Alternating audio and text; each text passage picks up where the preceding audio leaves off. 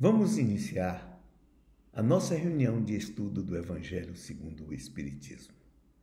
E como sempre fazemos com a nossa prece. Senhor Deus, que neste momento todos que participam deste trabalho estejam envolvidos em paz, harmonia, tranquilidade, tanto eles quanto os seus familiares e os amores do seu coração. E também, Senhor, que estejamos todos inspirados para aprender as lições que nos são dadas através do Evangelho segundo o Espiritismo. Paz para todos. Bem, como sempre, vamos iniciar lendo uma página do Evangelho segundo o Espiritismo sobre o tema de hoje, que é o capítulo 4. Ninguém pode ver o reino de Deus se não nascer de novo. Vamos lá.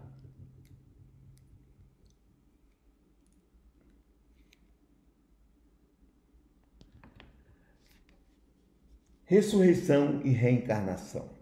O item 4. A reencarnação fazia parte dos dogmas judeus sob o nome de ressurreição. Apenas os saduceus, que pensavam que tudo acabava com a morte, não acreditavam nela.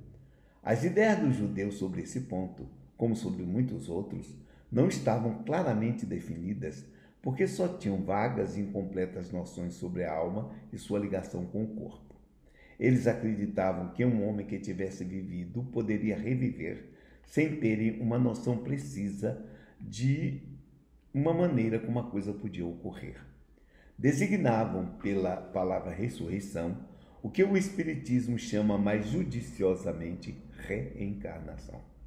Com efeito, as ressurreições supõem o retorno à vida do corpo, que morreu, o que a ciência demonstra ser materialmente impossível. Sobretudo quando os elementos desse corpo foram, depois de muito tempo, dispersos e absorvidos. A reencarnação é o retorno da alma ou espírito à vida corporal, mas em outro corpo, formado para ele e que não tem nada de comum com o antigo.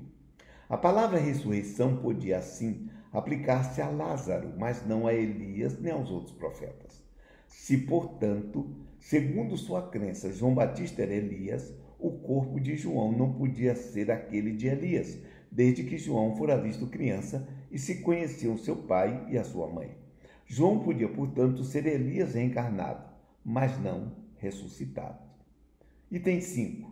Ora, havia um homem entre os fariseus, chamado Nicodemos, senador dos judeus, que foi à noite encontrar Jesus e lhe disse: Mestre, sabemos que vieste da parte de Deus para nos instruir como um doutor, porque ninguém saberia fazer os milagres que fazeis, nem se Deus não estivesse com ele. Jesus lhe respondeu: em verdade vos digo, ninguém pode ver o reino de Deus se não nascer de novo. Nicodemos lhe disse: como pode nascer um homem que já está velho?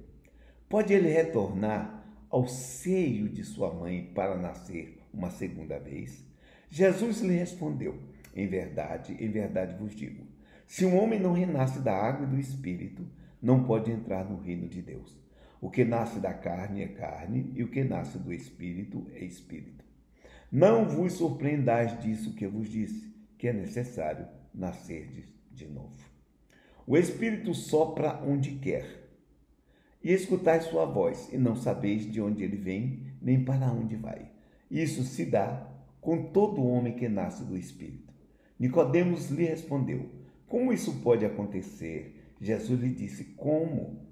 És mestre em Israel e ignoras essas coisas? Em verdade vos digo que dizemos o que sabemos e damos testemunho do que vimos, e, no entanto, não recebeis o nosso testemunho. Se não me credes quando vos falo das coisas da terra, como me crereis quando vos falar das coisas do céu? Isso está em João, capítulo 3, versículos 1 a 12. Muito bem. Continuando, vamos ver o seguinte. É bem claro nessa passagem que quando Nicodemos faz a pergunta, e ele vai à noite para ver Jesus, ele era um doutor da lei, fazia parte do Sinédrio e era fariseu. Ele não vai às claras conversar com Jesus durante o dia, ele vai à noite. Ou seja, ele toma uma reserva. Ele não está contra Jesus e a colocação dele mostra isso. Mas ele toma uma atitude prudente, não se expõe de imediato. Mais tarde ele vai se expor, quando inclusive da morte de Jesus, e ele ajuda também a cuidar do corpo de Jesus e nós sabemos isso, é só verificar nos evangelhos. Mas uma coisa interessante, primeiro, é o nome dele. Não é um nome judaico.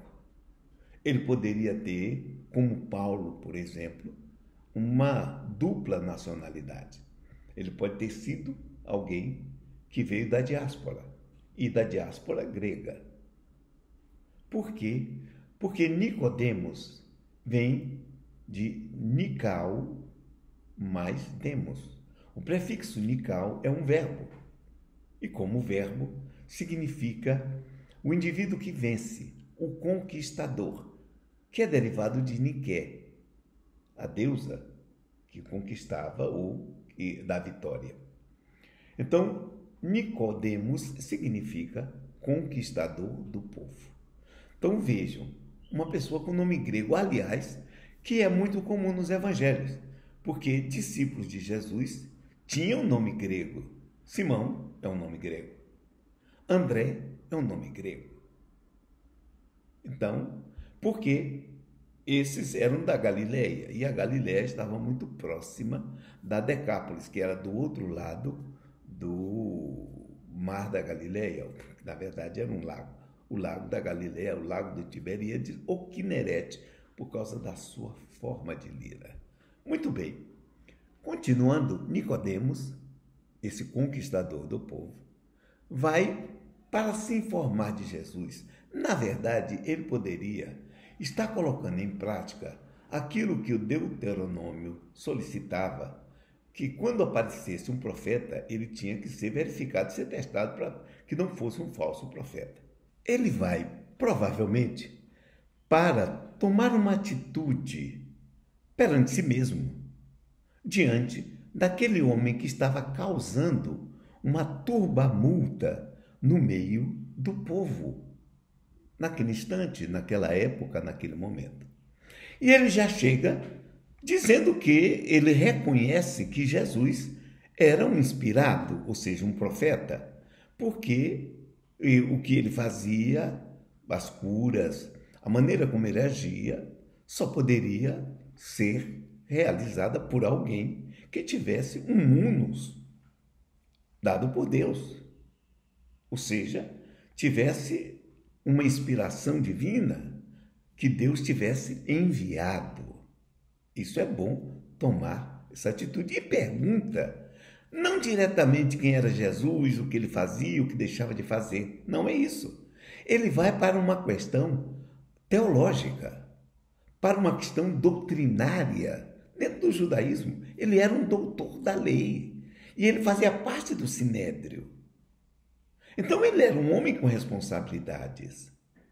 Logo, o que ele quer saber de Jesus? Como é que se pode alcançar a vida eterna? Qual a forma, a fórmula, melhor dizendo, da salvação? E Jesus é direto e objetivo. Aquele que não nascer de novo não poderá ver o reino dos céus. Pá. E vocês, aquele que não nascer de novo não poderá ver o reino de Deus. Sim, porque no Evangelho de João é usado sempre o reino de Deus, não como nos sinóticos reino dos céus, principalmente no Evangelho de Mateus. Muito bem. Ora, primeiro de tudo, tem esse texto aí, que no grego é genete anoutem. Bom, esse termo tem criado uma discussão no meio do cristianismo. Se vocês pegarem várias Bíblias, principalmente várias traduções do Novo Testamento, vão verificar que esse termo é muitas vezes traduzido como sendo nascer do alto. Por quê? Porque o nascer de novo é um termo que coloca uma dúvida. Ele traz em si uma dubiedade. Jesus Cristo estava falando sobre o quê? Allan Kardec toma como reencarnação. Mas o Emmanuel, inclusive, numa de suas páginas, analisando esse texto, dentro daquela coleção dos 4 livros dele que interpreta passagens do Evangelho, ele diz que vai usar, quando ele examina esse termo, vai usar no termo de nascer, renascer interiormente, de mudança interior. Tá? Porque esse é um termo que pode ser usado também disso. Observe, primeiro, nascer do alto. Quer dizer, nascer do alto seria a inspiração divina. Deus fizesse nascer novamente, ou seja, tomar uma nova postura diante da vida. Já outros traduzem como aquilo fosse nascer novamente interiormente, uma mudança da mente, uma metanoia. Enquanto outros vão traduzir, como fazemos nós espíritas, como reencarnação. Quem está certo?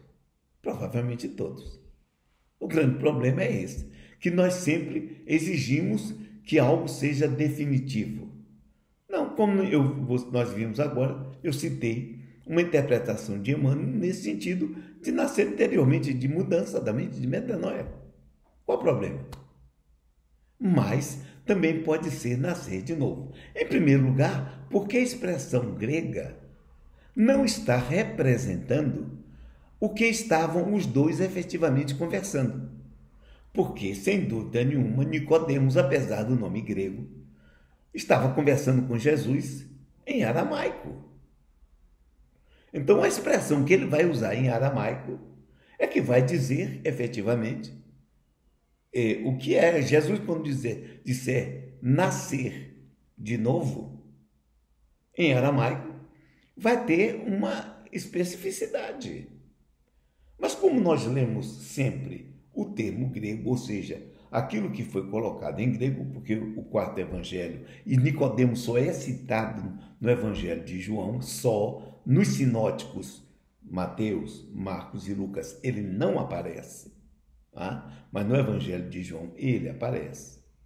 Então, como ele é só citado aí, nós temos que voltar para aí. E o evangelho de João foi escrito 60 anos depois da morte de Jesus e na cidade de Éfeso.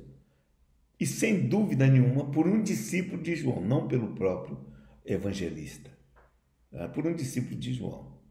Então, aí fica mais complicado entender o termo diretamente. Mas, sem dúvida nenhuma, o texto, e se vocês pegarem o Novo Testamento, pegarem exatamente esta parte, que é o capítulo 3 do Evangelho segundo João, vocês vão ver que logo depois que Jesus fala, Nicodemos contrapõe, como eu li há pouco. Como pode um homem já velho nascer de novo? Por acaso ele vai voltar ao útero de sua mãe? É aí que Jesus vai fazer uma figuração. Vai falar que pode-se nascer do espírito, como pode nascer da carne, não é? Da água e da matéria. Ele vai dizer isso, não é? Então, essa explicação que ele vai dar, que é uma explicação que sugere que nós temos que fazer uma interpretação, e para fazer essa interpretação, temos que ir para a época para entender o que água efetivamente iria significar, porque Jesus mesmo usa essa água de várias oportunidades, com sentidos diferentes, E o corpo, todo mundo sabe, nascer da água e do corpo. Então, o que pode nascer espiritualmente? Inclusive, Jesus vai continuar falando mais tarde sobre o pneuma, o espírito. Que, na verdade, se fôssemos traduzir ao pé da letra, seria o vento sopra onde quer, porque pneuma significa também vento e respiração. O vento sopra onde quer. Mas o importante é que Nicodemos entende que ele está falando de nascer outra vez mesmo, fisicamente. E Jesus, no final, faz uma colocação, peraí, como é que você, sendo um doutor da lei, não sabe essas coisas? Aí cabe. E eu vou ler para não citar de cabeça, porque eu posso citar de cabeça, mas eu quero que vocês vejam que aquilo que eu estou dizendo aqui, eu não estou dizendo por ouvir dizer, mas simplesmente por já ter lido e pesquisado. Vamos ver isso aqui. O que é que vai acontecer? Diz André Chouraqui, se vocês quiserem saber quem é André Chouraqui, ele era um judeu que nasceu no norte da África e durante a guerra, inclusive, ele teve uma participação ativa contra os nazistas na Segunda Guerra Mundial e mais ainda, ele tem vários livros escritos e a tradução que ele fez do todo o Antigo Testamento e do Novo Testamento recebeu láurea da Academia Francesa de Literatura. Então, não é uma pessoa qualquer, é um intelectual reconhecido e um judeu que está falando ou fez a tradução em cima disso. Muito bem. O comentário que ele faz sobre o problema da reencarnação, em primeiro lugar, que Allan Kardec aborda falando da ressurreição. Primeiro ponto esse. Ele diz o seguinte, sem que a crença, e ele está analisando Mateus 16:3, onde diz, chegando Jesus às partes da Cesareia de Filipe, interrogou seus discípulos, quem dizem os homens ser o Filho do Homem? E eles disseram, uns dizem João Batista, outros Elias, e outros Jeremias, ou um dos profetas. Ora, Elias já tinha morrido, os profetas, como diz o texto de Allan Kardec. O comentário de André Chouraqui é o seguinte, sem que a crença na reencarnação seja explícita, o tema da reaparição dos heróis mortos há muito tempo é frequente no pensamento hebraico. Tá? Ele continua quando analisa o mesmo trecho em Marcos. Rumores circulam entre o povo sobre a identidade real de Yeshua, Jesus, revelando uma crença difusa na reencarnação de espíritos. Esta passagem realça a realidade do judaísmo daquele tempo, que apesar de estar estruturado nos quadros de uma ortodoxia rigorosa, não deixava de estar aberto, como mostra a liberdade de espírito dessas formas de expressão, às tendências sincréticas originárias das influências estrangeiras do Antigo Oriente, especialmente da Mesopotâmia e da Pérsia. Segundo Flávio Joséfo, e é interessante para quem já leu as Antiguidades Judaicas ou a Guerra dos Judeus, ele diz o seguinte, os fariseus, Joséfo, na Antiguidade Judaica, creem que uma força imortal pertence às almas. Aquelas que nesta vida se ligaram à virtude têm a faculdade de retornar à vida. Joséfo atesta que os saduceus não partilhavam desta crença na ressurreição dos mortos, cujas almas para os fariseus voltavam em outro corpo. Essa fé na ressurreição ocupa um lugar de primeiro plano nas crenças e preocupações judaicas do tempo de Yeshua, apesar de haver divergências de ótica sobre suas condições físicas e sua realização material. Com esse ponto, eu estou já elucidando quando Kardec fala que ressurreição poderia também significar reencarnação. Ou seja, implicitamente ele está correto nisso, e eu poderia citar vários autores que colocam isso também, pessoas que são estudiosas e, mais do que isso, competentes técnicos a respeito da tradução do grego antigo e também das tradições judaicas. Mas voltando ao nascer de novo, muitas Bíblias vocês vão ler, vão dizer nascer do alto, como eu já disse, ou nascer novamente no sentido de mudança interior. Como nascer? Como eu dizia antes, Nicodemos fecha a questão porque ele entende como nascer outra vez. E eu citei essas passagens de José para corroborar o que Jesus diz a ele. Como é que você, sendo judeu e poderia ter dito e fariseu, não sabe essas coisas? Porque os fariseus acreditavam que os indivíduos que haviam sido boas pessoas nesta existência poderiam voltar em outro corpo, não ressurreição. Ou seja, eles acreditavam na reencarnação. Como eu estou dizendo, vocês hoje têm acesso, inclusive através da internet, às obras completas de Flávio Josefo. E devem ler para poder se conscientizar disso. Porque eu li toda ela justamente para saber se isso era verdade. Porque quando eu falo, eu mato a cobra e mostro a cobra morta. Porque eu mostro às pessoas de onde eu tirei a informação. Isso é importante para nós. Então, na verdade, Jesus está falando naquele momento em duas coisas que nós podemos usar. Ele está falando em reencarnação, sim, porque Nicodemos entende isso. Ele fala que é preciso nascer de novo. Mas esse nascer de novo pode ser entendido também como nascer metanoicamente, ou seja, uma mudança de mente também. Porque, inclusive, na própria reencarnação isso acontece. Nós estamos reencarnados. Muito bom, beleza. Na outra existência, nós éramos alguma coisa lá, fazíamos alguma coisa. Hoje, nós, inclusive, em termos de conhecimento, de personalidade, de ego, nascemos de novo. Como também dentro dessa existência, nós podemos tomar uma atitude, e para isso as pessoas buscam psicoterapia e etc. Nós podemos mudar nossa maneira de pensar. Podemos realizar a metanoia.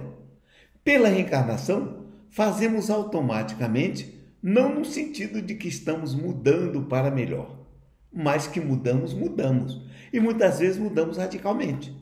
Porque nós podemos ter sido, numa existência anterior, um indivíduo muito importante na sociedade, um aristocrata, vamos dizer assim. E depois nós podemos nascer ou renascer numa favela. Seremos pessoas completamente diferentes. Poderemos continuar com certas posições que foram aprendidas, mas não significa que nós tenhamos que automaticamente mudar ou voltar a ser aristocrata, porque dentro da favela será impossível isso acontecer. Aliás, nós podemos ver isso em várias informações dentro da doutrina espírita. Reencarnar. Reencarnar é uma lei da natureza. Todos nós reencarnamos. Todos. Todos nós reencarnamos. Como lei da natureza, isso acontece automaticamente. Princípios espirituais encarnam nas bactérias, nos vírus.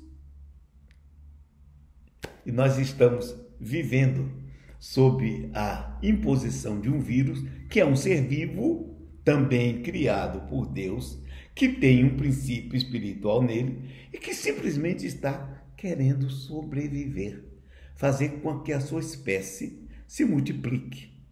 É isso que ele está fazendo com mulheres, nós fazemos também. Por isso vamos deixar de chamar vírus de assassino. Ele não é assassino, então nós somos também. Porque nós matamos animais para comer, matamos as plantas, que são seres vivos, para comer. E pior ainda, nós matamos outros indivíduos semelhantes a nós. Então, o princípio espiritual do vírus reencarna Quando ele entra em nosso organismo, ele vai nas células, coloca o seu RNA, e isso vai juntar com o DNA da célula e vai criar muitos semelhantes. É por isso que nós ficamos infectados. Ele, na verdade, está se reproduzindo, cumprindo uma lei da natureza que também nós fazemos. Então, esse princípio espiritual está aprendendo, como nas bactérias também. E como nós estamos aprendendo. Nós já vivemos como bactérias há 4 bilhões e 300 milhões de anos atrás. Vivemos 3 bilhões e mais ou menos 200 milhões de anos como bactérias, como vírus. Depois nós criamos como espírito veículos mais complicados, que são os seres multicelulares, até que finalmente criamos um sistema nervoso e um veículo que nos permite fazer aquilo que é o sentido primordial do princípio inteligente, que é descobrir o que ele é. Esse é o sentido maior de todos, que sobrepõe a tudo. Enquanto que, na medida em que esse princípio inteligente vai desenvolvendo a entidade que nós chamamos espírito, aquele que aparece, que faz assombração e etc., tá? Que são indivíduos que estavam encarnados e que morreram, foram para o mundo espiritual. Então, ao chegar nesse ponto, nós introduzimos em nossa existência um novo sentido. Tem um maior que continua, que é do princípio inteligente, querendo saber o que ele é, e tanto isso nós continuamos fazendo, porque todo mundo, queira ou não queira, sempre pensa: o que sou eu? O que sou eu? O que sou eu? E busca respostas através de várias formas e várias maneiras. E, finalmente, quando o espírito, enquanto entidade, ele reencarna, ele está buscando dar um sentido à vida. E o que é que ele faz? Como diz o Livro dos Espíritos, como ele escolhe, o espírito escolhe reencarnar consciente ou inconscientemente. Inclusive, na questão 259, o espírito respondendo a Kardec, quando ele pergunta se tudo na vida está programado, o espírito diz: não, de jeito nenhum. As coisas que acontecem aqui são circunstanciais. Por exemplo, quando nós reencarnamos, eu reencarnei, por exemplo, ninguém lá em cima podia prever que havia, nem eu iria prever que haveria um dia uma pandemia que me obrigaria a ficar em casa, e todo mundo ficar em casa, que iria abalar o mundo inteiro. Embora várias acontecessem antes de eu renascer. Mas isso não estava sendo levado em conta, naturalmente. Tá? Então, nem tudo é previsto, dizem os espíritos a Kardec na questão 259. E ele diz assim: se o espírito escolhe nascer entre marginais, entre fora da lei, entre criminosos, é isso que ele está dizendo. Ele sabe a que perigos está se expondo, mas não sabe o que fará. Então, o espírito, para reencarnar, na sua imensa maioria das vezes, é levado por impulsos inconscientes, por desejos que ele nem sabe direito. Ele diz assim: eu vou reencarnar para fazer o bem. Chega aqui, faz tudo errado, faz o mal e etc. Tá? Então, ele escolhe nascer, mas o ambiente onde nasce, a família, tudo vai agir sobre ele, e o sentido que ele queria dar pode acontecer mais ou menos. Se vocês pegarem, por exemplo, André Luiz, ler a série toda, vão ver várias reencarnações que o indivíduo planejou uma coisa e saiu outra completamente diferente. Aliás, tem vários livros reencarnados que inclusive negam a lei de causa e efeito por causa disso. Tá? Eu gosto muito de citar um Na Fronteira da Loucura, de Manuel Filomeno de Miranda, através de Valdo Pereira Franco, chamado Na Fronteira da Loucura. Carnaval no Rio de Janeiro, uma mocinha tenta o suicídio, uma mulher, e vai para o hospital. E Bezerra de Menezes, junto com Manuel Miranda, tentam salvar a moça e não conseguem. Ela morre em virtude do suicídio que ela iniciou em si mesma, do que ela fez consigo. E quando termina, Manuel Miranda pergunta por que ela fez isso. Porque quando ela chegou em casa, encontrou o marido dela tendo relações sexuais com a mãe dela, ou seja, o genro com a sogra. Mas tudo bem. E por isso ela tomou impacto e cometeu suicídio. Mas vira Bezerra e diz assim, porém, a ligação dele não era com ela, era com a mãe dela. Ela forçou o casamento.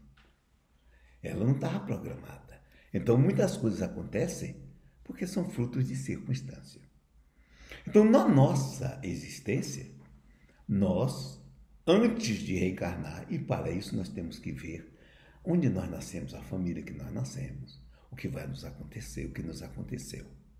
Nós escolhemos muitas vezes, e eu vejo isso muito em psicoterapia, por impulso lá em cima. E muitos, inclusive, quando já estão na barriga, e é o Livro dos Espíritos quem diz isso, desistem da reencarnação. Porque olha assim, meu Deus, o que é que eu estou fazendo? Ou porque foi apanhado de gaiato numa hora que ele não queria reencarnar.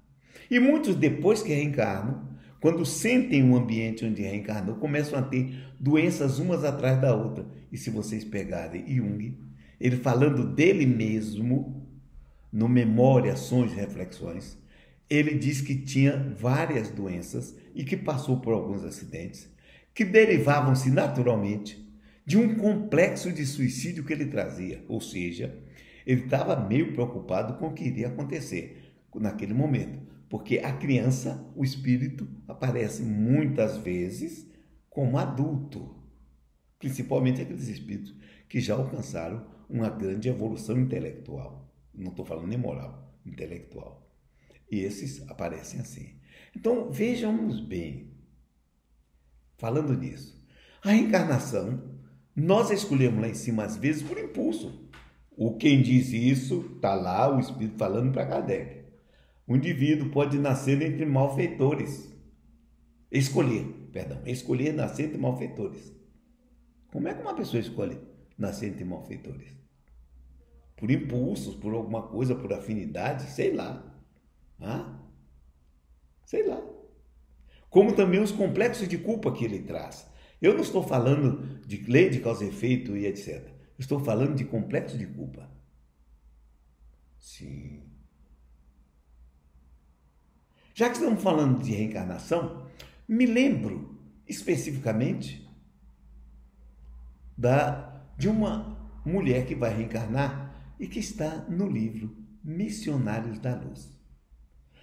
André Luiz tinha ido ao centro de reencarnação, a um lugar onde tinham pessoas que faziam planejamentos reencarnatórios, embora não seja necessário todo mundo ter reencarnação planejada, porque lei da natureza não precisa disso. Mas algumas pessoas podem ter efetivamente um planejamento de reencarnação. Alguns podem ter um planejamento assim, chinfrim, como de Sigismundo, e outros podem ter mais especificado, como o de Allan Kardec, como a reencarnação de um Einstein, de um Freud, de um Jung, de pessoas que vão fazer a diferença na humanidade.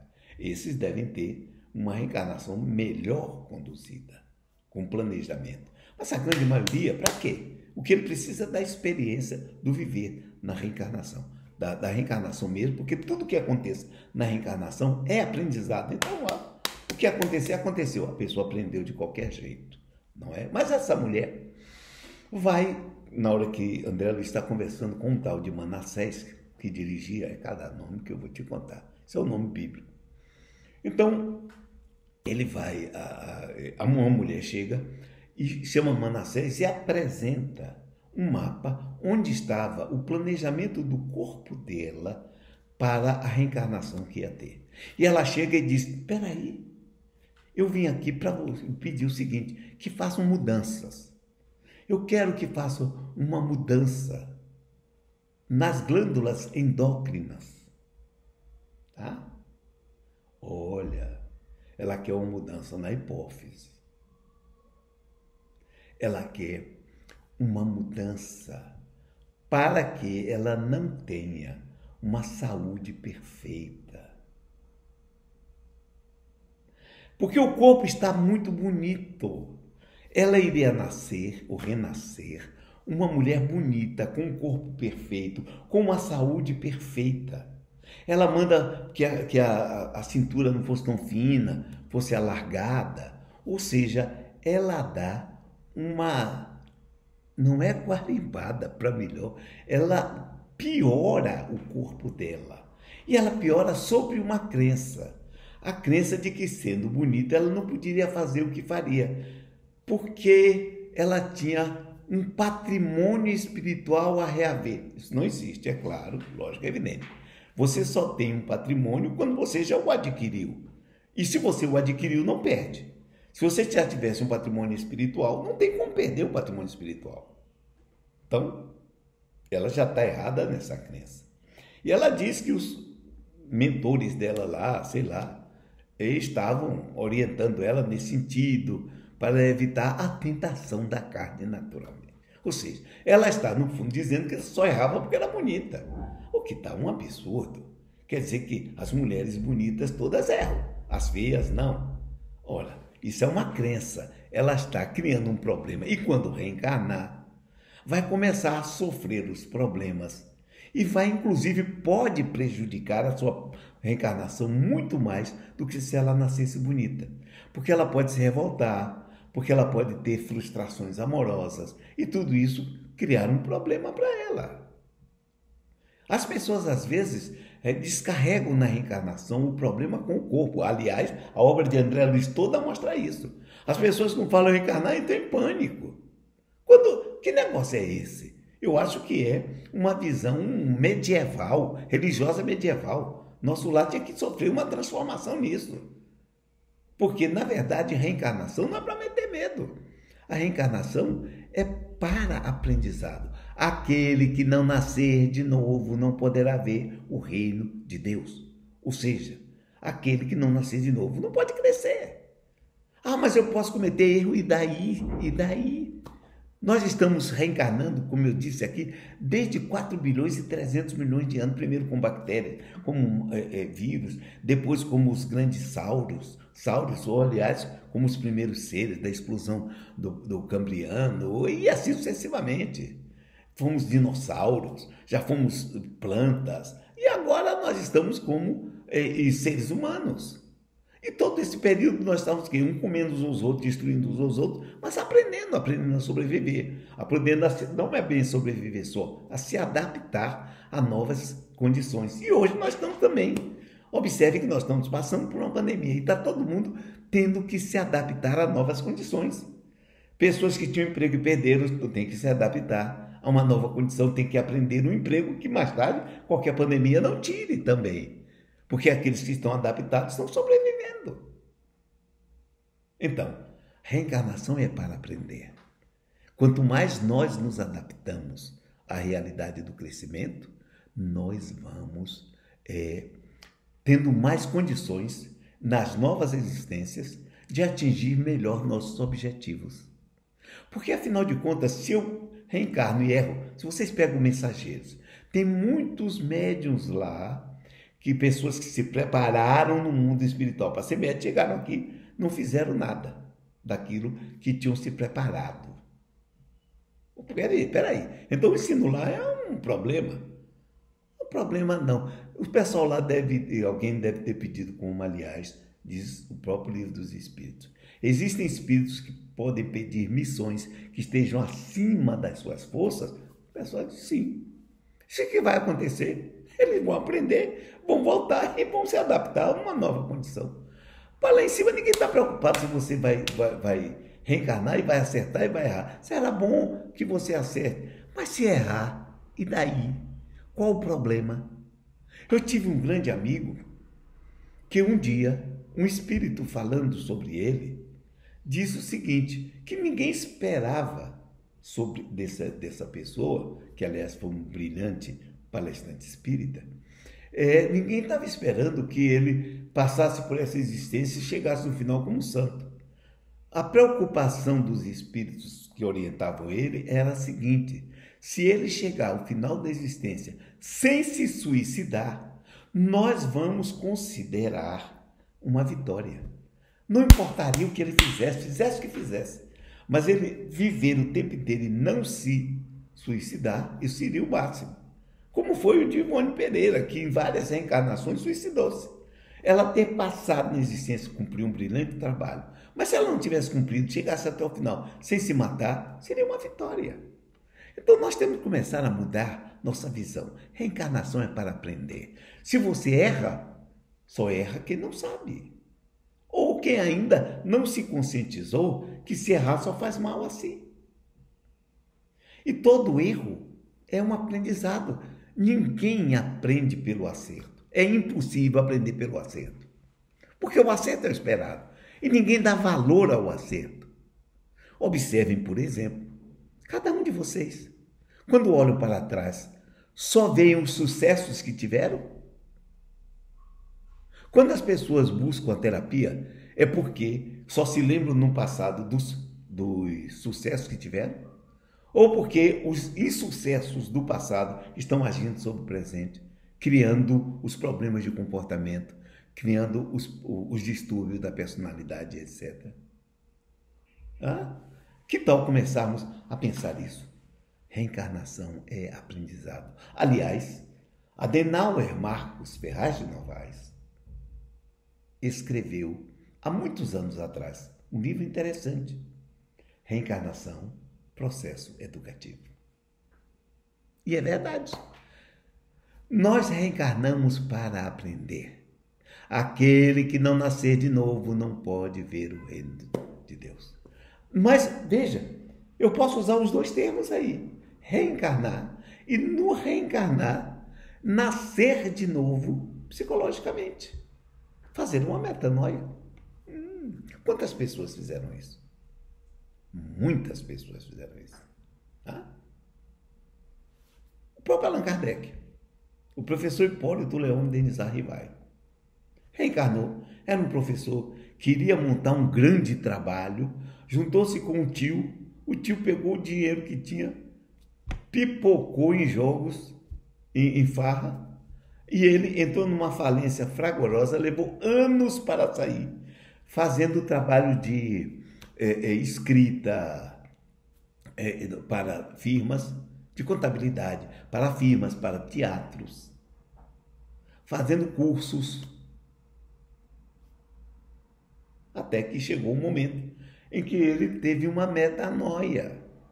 Eu não estou dizendo que ele antes não prestasse, não, era um indivíduo bom que buscava fazer o melhor. Mas quando os fenômenos mediúnicos chegaram à vida dele, causaram uma mudança absoluta na vida dele. Inclusive, financeiramente, a vida dele mudou. Porque com os livros que ele foi escrevendo, ele passou a ganhar o resultado desses livros e teve uma vida tranquila. Sim, porque ele recebia os direitos autorais do livro dele. Porque os livros não eram livros espirituais. O trabalho era dele. Isso é interessante. Porque lá dentro, nas próprias obras espíritas, das obras básicas, vocês vão ver que no Evangelho, e nós estamos hoje falando sobre o Evangelho, se diz que não se deve cobrar sobre o trabalho mediúnico, só que ele não era médium. Ele pesquisava a mediunidade dos outros. Então ele tinha direito, sim, de cobrar os direitos autorais do livro dele. E mesmo assim, ele pegou de um dos livros dele, se não me engano, o Livro dos Espíritos, e o que ele recebia desse livro, ele especificamente aplicava para ajudar os outros. Então, voltando, ele teve uma reencarnação em que ele nasceu para fazer um trabalho, um primeiro trabalho que ele desejou fazer, um sentido que ele desejou dar à vida pessoal, foi a vida. E mesmo assim, olhem bem, quando ele começa, e vocês podem ver lá em Obras Póstumas, que foi um livro escrito com os trabalhos que ele deixou, com os escritos dele. 20 anos depois foi publicado. Ele tem umas memórias sobre a entrada dele no Espiritismo, os estudos que ele começou. E tem uma mensagem lá do Espírito de Verdade para ele, dizendo que ele tem uma missão a cumprir. E ele diz, que bom, tem uma missão a cumprir. Então. Aí diz o Espírito de Verdade, você vai cumprir se você quiser.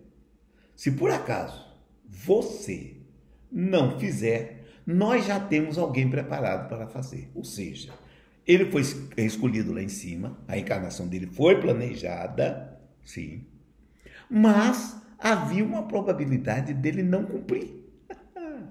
Ou seja, lá em cima também, quando o caso é de responsabilidade, as pessoas tomam atitude, que o problema não era ele, era o trabalho que ia ser desenvolvido. Esse trabalho é que era importante. Se ele fizesse, ele era importante para fazer. Mas se ele não fizesse, tudo bem, tinha um outro que tinha tanta importância quanto ele para fazer. Eu desconfio que era Leon Denis, mas tudo bem, isso é mera desconfiança, não vamos entrar em discussão sobre isso. Mas observem que até uma alma que foi escolhida para um trabalho que iria ter um trabalho que iria impactar na humanidade, como aliás tem feito. Observem que os espíritos sabiam que ele poderia não fazer. Havia uma probabilidade de 0,0000 ou de 10 elevado a menos 1000 para que ele não fizesse. No entanto, ele fez. Isso é importante. Mas que havia probabilidade, então todo mundo que reencarna tem uma probabilidade de fazer ou não fazer. Uns têm mais probabilidade de não fazer, outros têm maiores probabilidades de fazer. Ou outros podem reencarnar sem terem grandes expectativas e eles fazerem, porque dentro da reencarnação do nascer de novo, eles vão nascer de novo do espírito, não apenas do corpo. Nasceu do corpo, mas ele nasceu também da água, daquilo que limpa. Ele fez uma limpeza e conseguiu se recuperar e fazer aquilo que ninguém esperava dele. Isso é interessante. Então vamos pensar na reencarnação desse ponto de vista. Vocês todos e eu estamos reencarnados. Já erramos? Sim. No momento em que nós erramos, era naquele instante o que nós achávamos que era a melhor coisa para fazer. Não importa até se nosso eu prejudicou alguém. Prejudicou, e daí? O que é que eu posso fazer? Interessa sim. Eu errei. Aceitar que errou. Primeiro ponto. Assumir as consequências do seu erro. Outro ponto. Fundamental. E tomar a decisão de não errar mais. Aí a culpa desaparece. A pessoa tem responsabilidade, mas não cria culpa. Porque a culpa vem dos impulsos inconscientes. Quando eu faço algo e digo, meu Deus, eu não devia ter feito isso. Como é que você não devia ter feito o que fez? Essa palavra não tem nem sentido, isso não tem nem sentido. Como é que eu não devia ter feito o que eu fiz? Eu tenho que analisar assim, eu fiz isso, as consequências são essas, isso estava errado, porque a experiência só nasce disso. Eu já sei que não devo fazer mais isso. Muitos até repetem várias vezes, mas é bom que nós comecemos a fazer isso, para nos livrarmos da culpa e começarmos a aproveitar a reencarnação. Cumprimos o que Jesus disse, aquele que não nascer de novo não pode ver o reino de Deus. Então vamos nascer duas vezes. Vamos nascer do corpo, numa nova existência, e vamos nascer do espírito. Vamos nascer da alma. Vamos fazer a metanoia. E nós que somos espíritas e temos essas informações, já temos temos uma obrigação. A obrigação de fazermos primeiro, verificar que estamos numa nova oportunidade. B, obrigação de fazer a metanoia, a mudança da mente, a transformação da mente. Que tal começarmos a pensar nisso? Que tal usarmos esses ensinamentos que nós vimos aqui do Evangelho segundo o Espiritismo sobre reencarnação, principalmente da palavra de Jesus, para mudar? Reencarnados já estamos. que é preciso agora que nós mudemos, sem dúvida nenhuma, é aproveitar essa oportunidade. Quem sabe se nesse instante nós não estamos nascendo de novo? Quem sabe se a pandemia, a quarentena, não veio justamente para nos obrigar a mudar de rumo? Muitas vezes nós entramos na pandemia e tomamos uma senhora cacetada. Muitas vezes perdemos muitas coisas. Dinheiro, emprego. É uma oportunidade de mudar de rumo. Ah, mas eu estou em dificuldade. Sim, a crise existe para mudar. A própria reencarnação é uma crise. Quando nós estamos reencarnando é uma crise, como também o morrer é uma crise. No momento da desencarnação é uma crise violenta. E nós chegamos no mundo espiritual, naquela região de passagem, que é a primeira que nós entramos, essa que nos envolve.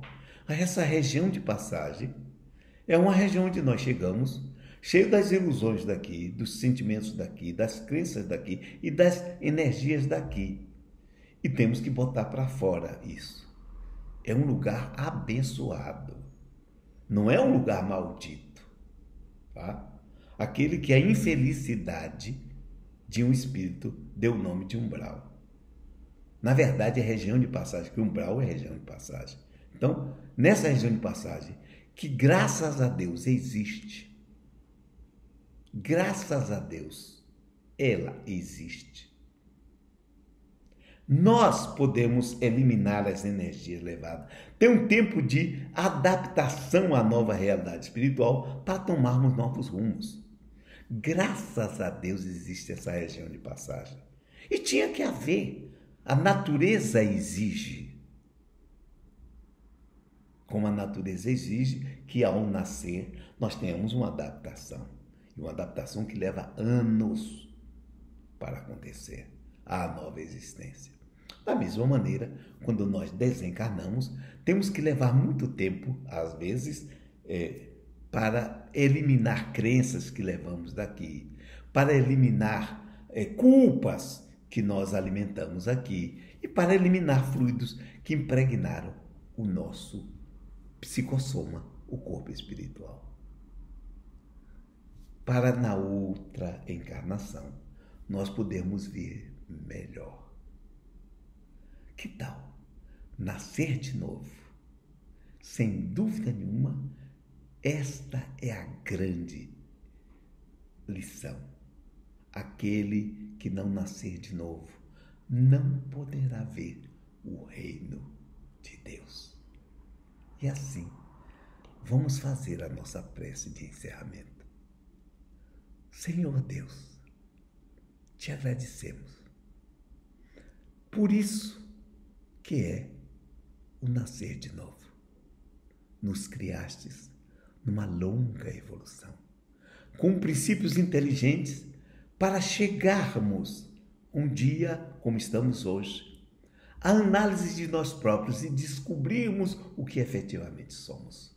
Ajuda-nos nessa descoberta, que nesta reunião que estamos fazendo, nesse encontro através da internet, que graças a ti existe, que graças ao nosso esforço também existe e que nos permite, no momento de quarentena, estarmos interligados, trocando essas informações, aprendendo coisas novas e, por causa dessas coisas novas aprendidas, tomando uma resolução diferente. Que a partir de agora, a partir de hoje, nós façamos a metanoia, a mudança da mente e renasçamos de novo dentro do renascimento. Já que renascemos, vamos renascer agora. Já renascemos no corpo, agora vamos renascer no espírito. Com a tua ajuda, isso está acontecendo aqui e agora, nesse instante, com todos nós. Tenho absoluta certeza que a paz esteja conosco. E muito obrigado a todos por participar do nosso Evangelho do dia de hoje.